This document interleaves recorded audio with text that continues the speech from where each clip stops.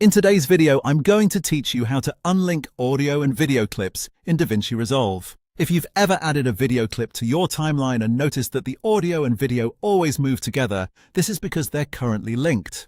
In many editing situations, that's helpful because it keeps everything in sync, but sometimes you may want to move the audio separately, delete only one part, or make adjustments to the video without affecting the sound.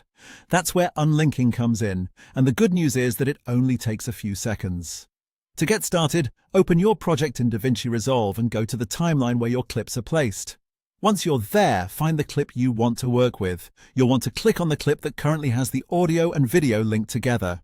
In most cases, when a clip is linked, selecting one part will also select the other, which helps confirm that they're connected. After selecting the linked clips, right-click on them. This will open a menu with several editing options. In that menu, look for the option called Link Clips. If you see a check mark next to link clips, that means the audio and video are currently linked. That check mark is the key thing to watch for because it tells you the current status of the clip. Now simply click Link Clips to remove the check mark. As soon as you do that, the clips will be unlinked. That means the audio and video can now be selected and moved independently from each other. This is useful when you need more control during editing, especially for fine-tuning timing or replacing one part without disturbing the other. One helpful tip is to make sure you only unlink clips when you actually need to, because once they're separated, it becomes easier to accidentally move the audio out of sync with the video.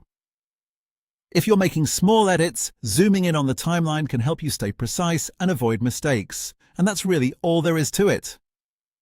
Open your project, select the linked clips, right-click, find the checked link clips option, and click it to unlink them. It's a very simple tool, but it can make a big difference when you need more flexibility in your edit. Thanks for watching, and now you know how to unlink audio and video clips in DaVinci Resolve.